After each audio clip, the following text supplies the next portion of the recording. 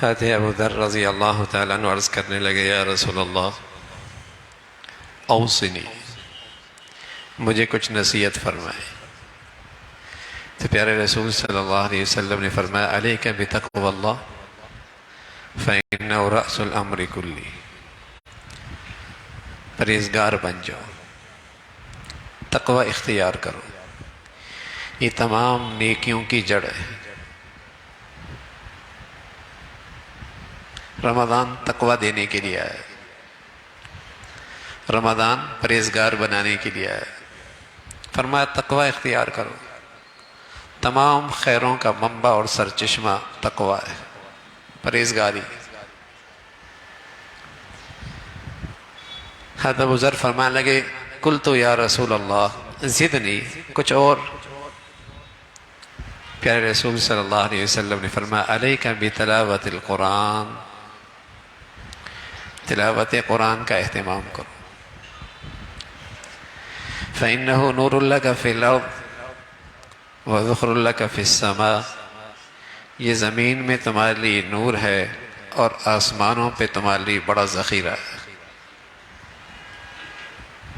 تلاوت قرآن سے دل روشن ہوتا ہے، بصیرت بڑھتی ہے، دل کی ظلمت ختم ہوتی ہے۔ آپ علیہ الصلوۃ والسلام فرمانے لگے، لوہے کو پانی لگتا ہے تو زنگ لگتا ہے۔ یہ انسان جب غفلت میں رہتا ہے، گناہوں میں رہتا ہے، تو وہ بھی زنگ آلود ہو جاتا ہے۔ یا رسول اللہ اس کی صفائی کا راستہ کیا ہے؟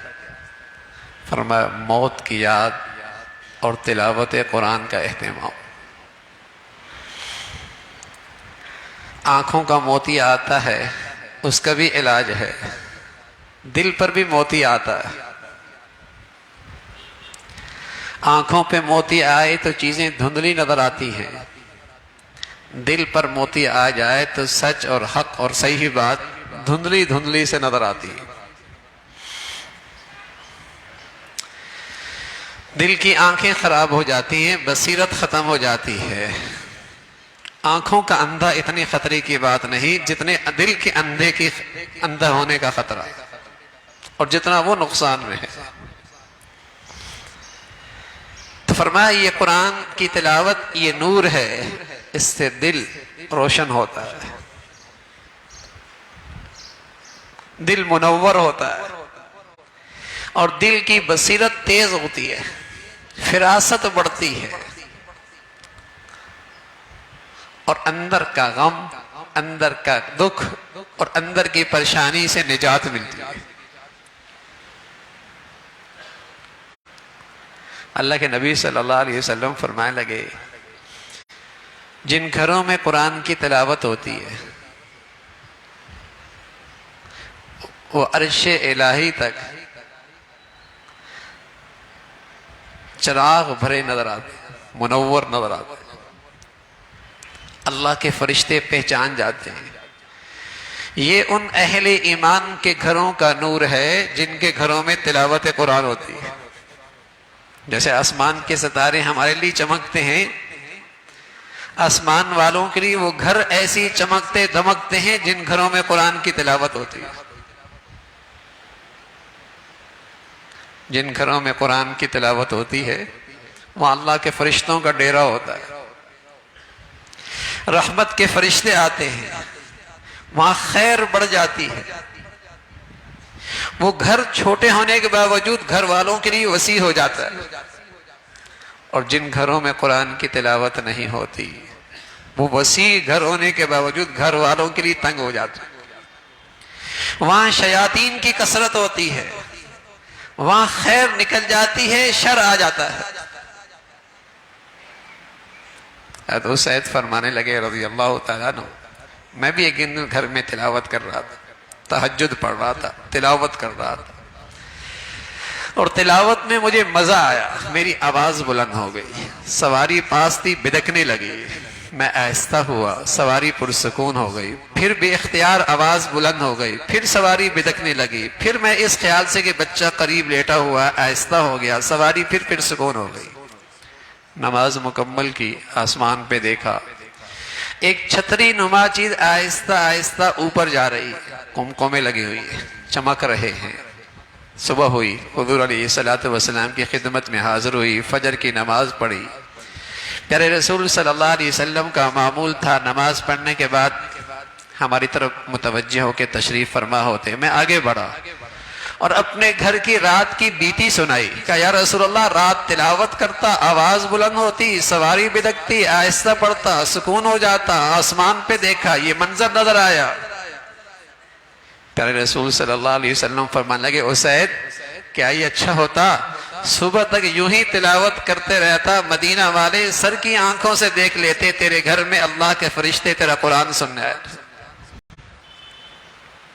کچے گھر ہوتے تھے لیکن جنت کا منظر ہوتا تھا، محبتیں ہوتی تھیں اور سکون ہوتا تھا، پیار ہوتا تھا اور برکتیں ہوتی تھی۔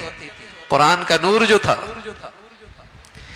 ہر گھر میں قرآن کے نور اور قرآن کی تلاوت جو ہوا کرتی تھی، تصور کوئی نہیں تھا کہ مسلمان کی صبح ہو اور تلاوت نہ ہو۔ اس کا تذکرہ کوئی نہیں ملتا تھا تاریخ میں مسلمانوں کے گھر ہوں اور تلاوت نہ ہوتی ہو۔ کچے گھر، پکے گھر، وہاں قرآن کے نور، اس کی روشنی پھوٹا کرتی تھی۔ کچے گھر بھی جنت ہوا کرتے تھے۔ تو جن گھروں میں تلاوت ہوا کرتی ہے وہاں اللہ کے رحمت کے فرشتے آتے ہیں، وہاں خیر پھیلتی ہے، چھوٹا ہو تب بھی گھر والوں کے لیے بڑا وسیع، بڑا راحت کی جگہ۔ اور تلاوت گھروں سے تلاوت سے گھر خالی ہو جائیں، شیاطین آتے ہیں۔ وسیع گھر بھی اہل گھرانے کے لیے تنگ ہو جاتے ہیں، گھر جانے کا دل ہی نہیں کرتا، گھر میں مزہ ہی نہیں ہے، گھر میں سکون ہی نہیں ہے۔ ارے میاں، گھر میں سکون نہیں تو کہاں سکون ملے گا؟ گھر تنگ ہو جاتے ہیں، وہاں شر کی کثرت ہوتی ہے۔ تو حضور علیہ الصلوۃ والسلام فرمانے لگے علیک بتلاوت القرآن، قرآن کی تلاوت کا اہتمام کرو۔ اور ایسا نور ہے اس قرآن میں، سبحان اللہ۔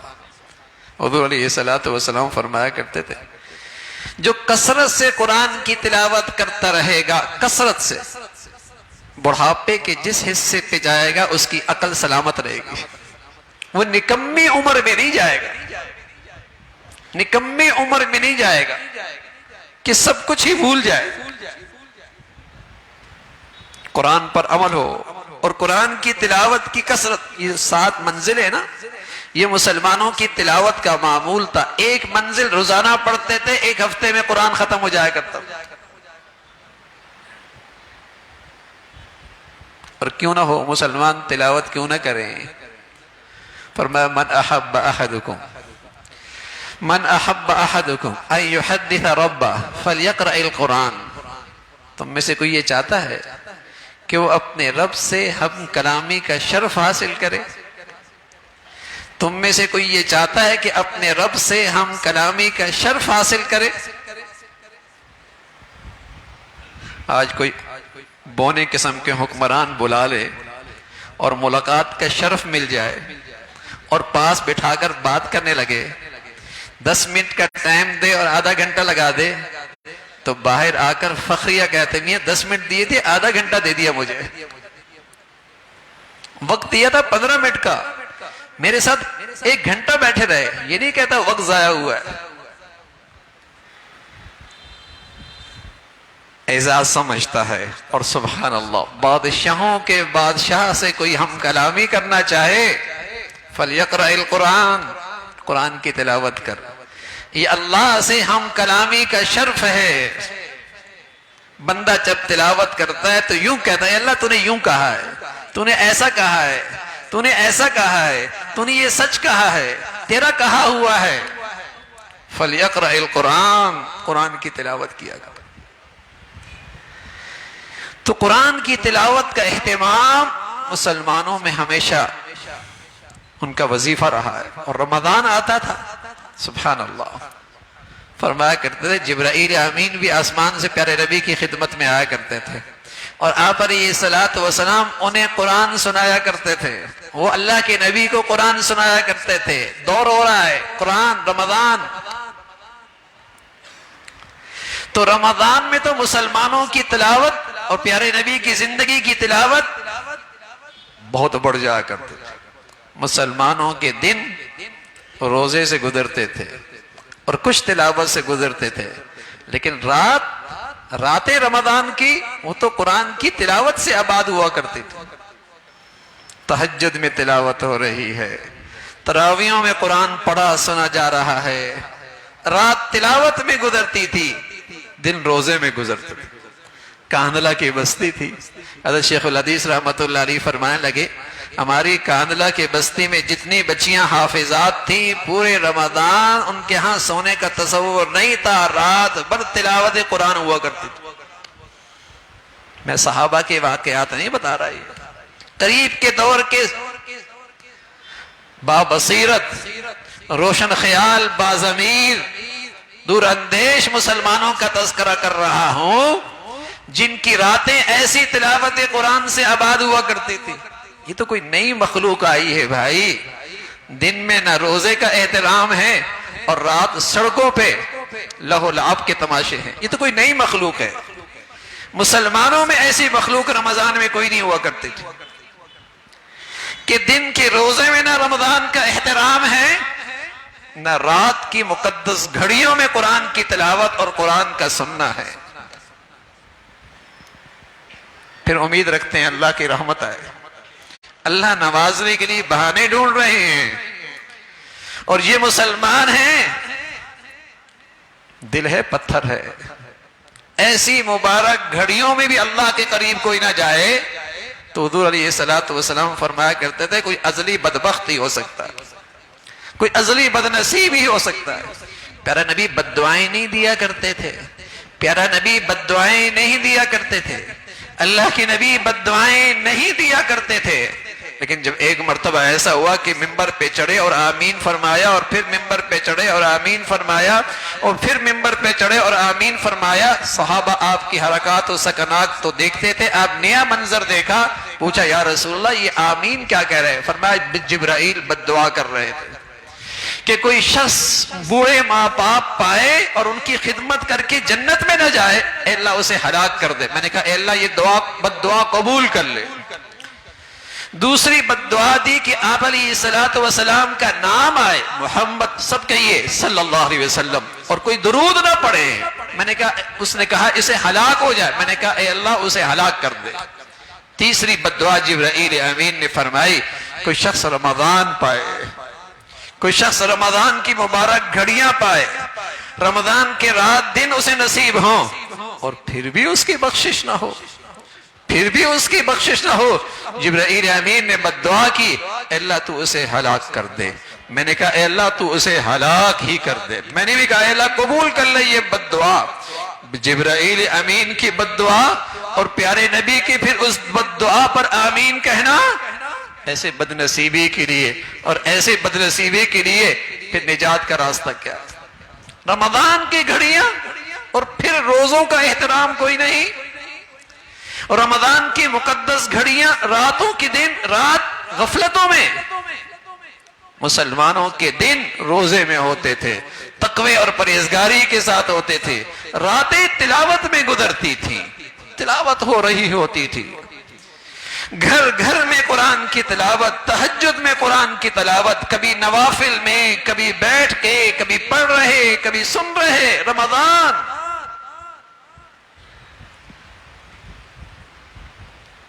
مسلمانوں کا قرآن سے ایک تعلق بنتا تھا اور سبحان اللہ روزے کی برکت سے، تلاوت قرآن کی برکت سے ایک نیا ایمان ملتا تھا، ایک نئی زندگی ملتی تھی، دل کی بصیرت، دل کا نور بڑھتا تھا. دونوں چیزیں تھیں، دل کا روزہ پرہیزگاری کے ساتھ، قرآن کی تلاوت کا نور، دونوں نور اکٹھے ہوتے تھے اور پھر یہ مسلمان طاقتور مسلمان ہوتا تھا. اور پیارے نبی صلی اللہ علیہ وسلم فرمایا کرتے تھے جس کا رمضان نیکیوں میں اور سلامتی کے ساتھ گزر گیا، گناہوں کی پرہیزگاری سے اور غفلتوں سے پرہیزگاری سے سلامتی سے گزرا، اس کا سارا سال سلامتی سے گزرے گا، اس کا سارا سال سلامتی سے گزرے گا. تو میرے عزیزو، قرآن کی تلاوت سے اپنا مزاج بناؤ، تلاوت قرآن کا مزاج بناؤ. اور اللہ کی سنت ہے، اللہ تعالیٰ کی عادت ہے، کسی عمل کو اس کے آداب کے ساتھ اور شرائط کے ساتھ رمضان میں شروع کر دیا جائے، اللہ سارے سال کی توفیق دے دیتے ہیں، سارے سال کی توفیق دے دیتے ہیں. ہم یہ نہیں کہہ رہے کہ آپ روز ایک قرآن ختم کر لیں، ورنہ کرنے والے تو کر گئے کہ رات کی تلاوت میں اتنا پڑھتے تھے کہ جتنا ایک قرآن کی مقدار ہوتی، رات کو پھر اتنا اس کی تلاوت کرتے تھے جتنی ایک مقدار قرآن کی ہوتی تھی. اور تراویحوں میں پڑھنے والا قرآن الگ ہوتا تھا. 61 قرآن بھی اس امت کے خواص نے رمضان میں ختم کیا. دن میں ایک تلاوت کرتے کرتے ایک قرآن کی مقدار، رات کو وہی تلاوت کرتے کرتے ایک قرآن کی مقدار، تراویحوں کا قرآن الگ، 61 قرآن ختم کیا کرتا. قرآن عجیب دولت ہے، اسے محبت سے پڑھیے، عقیدت سے پڑھیے، اور اس ادب کے ساتھ کہ اللہ سے ہم کلامی کا شرف مل رہا ہے، نصیب جاگ گئے، قسمت بڑی ہو گئی، اقبال بلند ہو گئے، واہ واہ، اللہ سے ہم کلامی کا شرف. اس احترام اور عزت اور سعادت کے ساتھ پڑھو گے، قرآن آپ کو اپنی طرف کھینچے گا، قرآن اپنی طرف کھینچے گا. پیارے رسول صلی اللہ علیہ وسلم کے پیارے داماد حضرت عثمان رضی اللہ تعالیٰ عنہ، جامع القرآن آپ کا خاص لقب ہے، جامع القرآن. اور پیارے نبی کے ایسے پیارے داماد جہاں علی ہیں وہاں عثمان بھی ہیں. آپ فرمایا کرتے تھے عثمان میری بیٹی کا انتقال ہوا، دوسری آپ کے نکاح میں دے دی، اس کا بھی انتقال ہو گیا. فرمایا عثمان 40 بیٹیاں ہوتی نا، یہ کے بعد دیگرے انتقال ہوتا چلا جاتا، تیرے نکاح میں دیتا چلا جاتا. آپ فرمایا کرتے تھے آپ کی شہادت بھی کیسی ہوئی؟ آپ تلاوت قرآن کر رہے تھے. آپ کی شہادت بھی کیسی ہوئی؟ آپ قرآن کی تلاوت کر رہے تھے. کس کی مرنے کی گواہی، کون سی زمین کا حصہ، کون سا خطہ، کون سی جگہ دے گی؟ عثمان وہ خوش نصیب ہے جس کی شہادت کی گواہی قرآن دے گا. حضرت فرمایا کرتے تھے جس شخص کو اللہ صاف زبان دے دے اور جس شخص کو اللہ صاف دل دے دے، صاف زبان دے دے، صاف دل دے دے، وہ تلاوت قرآن سے سیر ہی نہیں ہو سکتا، وہ تلاوت قرآن سے سیر ہی نہیں ہو سکتا. اور بھائی دل بیمار ہونے کی علامت کیا ہے؟ دن پہ گناہوں کی زنگ ہے، آلودگی ہے، ظلمت ہے، اس کی علامت کیا ہے؟ اس کی علامت بھی یہی ہے، تلاوت قرآن کا جی نہیں چاہتا، تلاوت قرآن کا جی نہیں چاہتا. دن گزرتے ہیں، ہفتے گزرتے ہیں، مہینوں گزرتے ہیں. اوہ ہم مسلمانوں، بڑی حوصلے کی بات ہے، بڑی ہمت ہے. جس ذات نے دنیا نعمتوں کی حد کر دی اور اس کے پاس چند منٹ قرآن کی تلاوت کے لیے، اللہ کے کلام پڑھنے کے لیے نہیں. دن گزرے، ہفتے گزرے، مہینے گزرے، سال گزر رہا ہے، اس کے پاس اتنی فرصت نہیں کہ تلاوت قرآن کے لیے نکال سکے. تو یہ دل کی خرابی ہے، تلاوت قرآن کا جی نہیں چاہ رہا. لیکن پیارے رسول صلی اللہ علیہ وسلم فرمایا کرتے تھے قرآن دوا بھی ہے اور قرآن غذا بھی ہے. اگر دل کا جی نہیں چاہ رہا، بیمار ہے، دوائی سمجھ کے تلاوت کرو، دوائی سمجھ کے تلاوت کرو. اور جب صحت مل جائے گی، جب صحت مل جائے گی، جب صحت مل جائے گی، پھر یہ تلاوت غذا بن جائے گی. اس دن اور اس رات میں مزہ نہیں آئے گا جب تک کہ اس غذا کو استعمال نہ کرے. اس دن میں مزہ نہیں آئے گا جب تک کہ یہ تلاوت نہ کر لے. یہ دوا بھی ہے، یہ غذا بھی ہے. جی نہیں چاہ رہا، دل سخت ہے، پڑھنے کا دل نہیں کر رہا، کیجئے، ہمت کیجئے. دوائی بھی تو کڑوی ہوتی ہے، انجیکشن بھی تو لگواتے ہیں، آپریشن بھی تو کرواتے ہیں نا، کہاں جی چاہتا ہے؟ لیکن صحت کی امید ہوتی ہے نا، صحت کی امید ہوتی ہے. اور اس دوائی کی صحت کے بارے میں تو پیارے نبی صلی اللہ علیہ وسلم نے بتایا، اس سے اندر باطن کی صفائی ہوتی ہے، دل کے اندر رقت پیدا ہوتی ہے، زنگ دور ہوتا ہے، ظلمت ختم ہوتی ہے. تلاوت کیجئے، یہ تلاوت قرآن دوا ہے. اور بڑھتے چلی جائیے، پھر یہ غذا بن جائے گا، پھر یہ غذا بن جائے گی. مزہ نہیں آئے گا جب تک کہ تلاوت نہ ہو۔ اب بھی اس امت کے ایسے خوش نصیب لوگ ہیں جن کا نماز میں قرآن الگ چل رہا ہوتا ہے، تہجد میں الگ چل رہا ہوتا ہے، عام معمول میں الگ چل رہا ہوتا ہے، 3 قرآن ختم ہو رہے ہوتے ہیں، تہجد میں الگ چل رہا ہوتا ہے، عام نمازوں میں الگ چل رہا ہوتا ہے، عام زندگی میں تلاوت الگ چل رہی ہوتی ہے۔ خوش نصیبی ہے بھائی، ایک لفظ پہ نماز میں پڑھنے سے 100 نیکیاں ہیں، عام حالت میں باوضو ہو کر 25 نیکیاں ہیں، اور اگر عام حالت میں بغیر وضو کے پڑھے گا، ایک لفظ پڑھے گا 10 نیکیاں ہیں، اور ایک سطر میں کم از کم 40 حروف ہوتے ہیں، ایک سطر میں کم از کم 40 حروف ہوتے ہیں، تو کتنی نیکیاں ہو گئیں؟ ایک سطر پڑھنے سے 400 نیکیاں ہو گئی۔